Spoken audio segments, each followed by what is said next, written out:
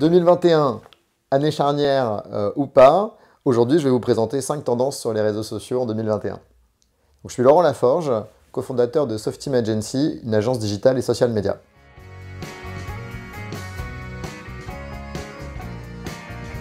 Alors tendance numéro 1, c'est la tendance des réseaux sociaux cannibales. Alors qu'est-ce que ça veut dire? Effectivement, les réseaux sociaux prennent de plus en plus de place dans notre société, on le voit depuis des années, mais il y a eu un vrai point d'inflexion cette année, en 2020, avec évidemment la crise du Covid-19.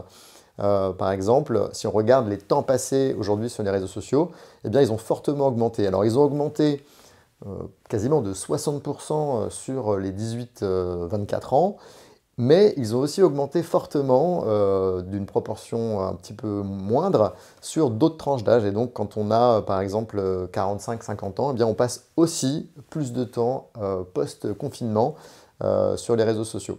Donc, on a vraiment aujourd'hui un paysage où, dans une journée, une personne en France va passer un peu plus de 2 heures sur Internet en moyenne et au moins une demi-heure, donc 25% de ce temps, sur les réseaux sociaux. Et c'est une tendance qui, en 2021, risque de s'amplifier parce que le confinement a un peu changé notre manière de fonctionner. On travaille plus à distance, on voit moins ses amis, donc on a plus besoin d'être en contact de manière virtuelle.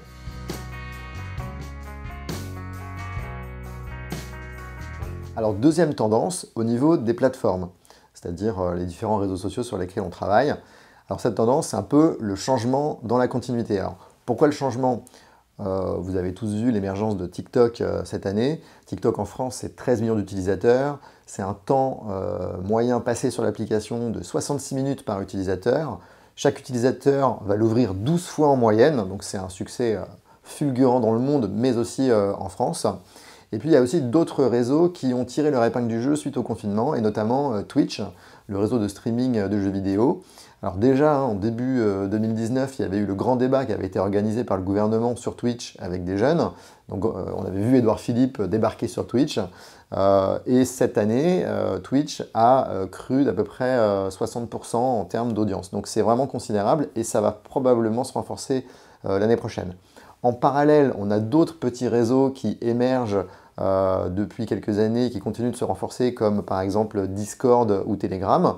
On a aussi un autre réseau qui arrive plus récemment qui s'appelle Thriller, donc c'est l'équivalent de TikTok mais américain, et qui a été mis en lumière au moment où Trump évidemment a voulu interdire TikTok aux États-Unis. Donc voilà, on a on va dire une offre qui se diversifie pour communiquer sur les réseaux sociaux. Mais pour autant, on n'a pas de changement aussi radical que cela, puisqu'il y a une continuité dans le fait que Facebook reste le leader incontesté. Pourquoi? Parce qu'il détient Instagram, il détient WhatsApp, et il y a aussi Facebook qui continue à bien fonctionner.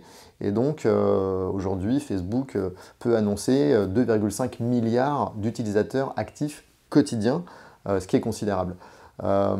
Et ça se reflète d'ailleurs dans l'évolution des revenus publicitaires. C'est-à-dire que post-confinement et pendant la crise du Covid, on a une baisse globale des dépenses publicitaires, mais qui touche surtout les médias traditionnels, alors que les médias sociaux, et c'est vrai aussi pour Google, eh bien, eux ont simplement un ralentissement de leur croissance et continuent à afficher des grosses parts de marché au niveau mondial. Par exemple, Facebook, c'est quasiment 14% des dépenses publicitaires au niveau mondial, tout réseau et toute plateforme confondue.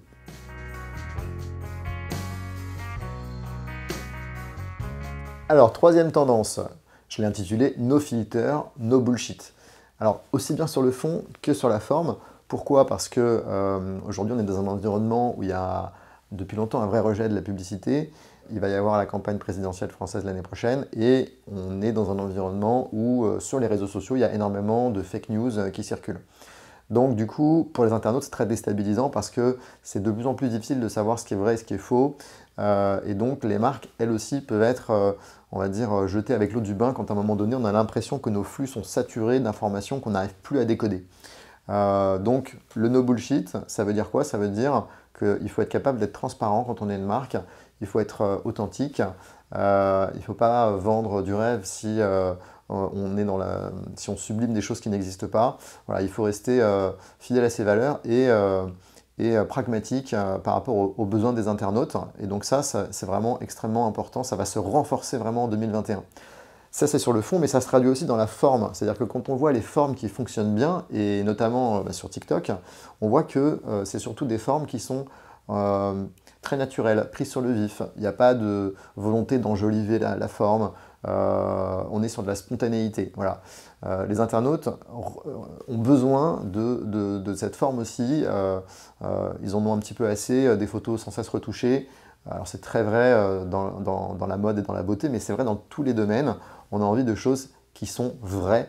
Voilà. Le vrai, ça va être une des tendances 2021.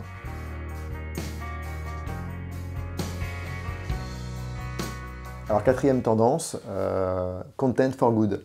L'idée c'est quand on crée des contenus sur les réseaux sociaux, on va mettre en avant ses produits, on va mettre en avant ses services, ses valeurs, son entreprise, les hommes et les femmes qui créent l'entreprise. Mais de plus en plus, il y a la montée en puissance de ce qu'on appelle la raison d'être. Et dans la raison d'être, il y a évidemment l'idée que l'entreprise peut avoir des valeurs et peut contribuer à rendre la société meilleure.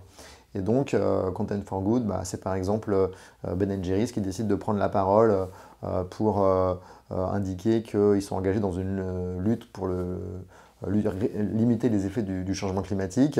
C'est Nike qui va prendre la parole sur Black Lives Matter parce qu'ils vont se sentir solidaires de ce combat et ça correspond à leurs valeurs.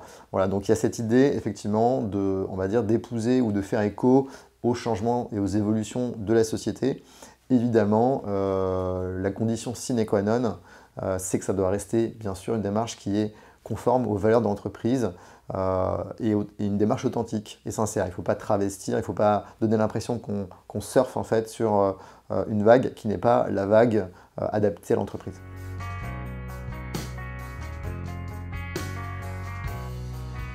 Alors, cinquième et dernière tendance. Je l'ai appelée la tendance What the fuck. Pourquoi? Parce qu'on passe de plus en plus de temps sur les réseaux sociaux et on peut se dire à quoi bon? À quoi ça sert de passer une demi-heure, une heure parfois sur les réseaux sociaux pour voir des contenus éphémères? Voilà, donc il y a cette idée que le temps qu'on va passer sur les réseaux sociaux, il faut lui trouver du sens. Et je pense que c'est quelque chose qui va se renforcer en 2021 parce que on a de plus en plus besoin de réorganiser nos vies, notamment avec le travail à distance et le confinement, ou les restrictions, on va dire. Et donc, il va falloir trouver pour les marques une manière de donner plus de sens à leur démarche sur les réseaux sociaux.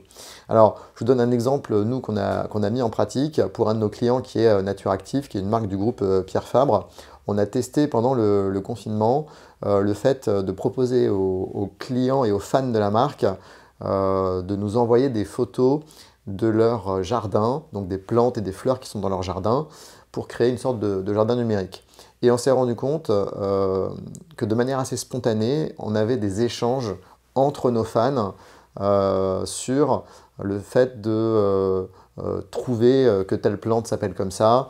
Et donc, on a demandé après à nos experts, aux experts Nature Active, d'indiquer aux gens qui envoyaient des photos quels étaient les noms des plantes.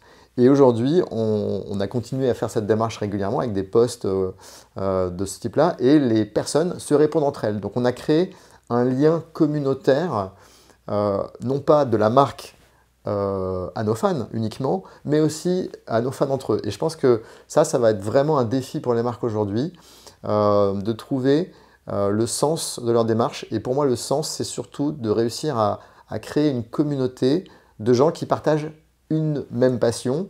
Et cette passion, évidemment, doit être en lien avec ce que fait l'entreprise ou la marque pour laquelle on communique. Alors pour conclure, il ne faut jamais oublier Aristote.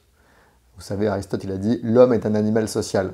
Et les réseaux sociaux, c'est se connecter. Et le sens d'être sur les réseaux sociaux, c'est voilà, de partager quelque chose, de créer du lien, de l'émotion, des cœurs, des likes. Mais au-delà des cœurs et des likes, c'est de partager vraiment une passion, une information, de comprendre mieux les autres et de comprendre mieux les marques qui nous entourent.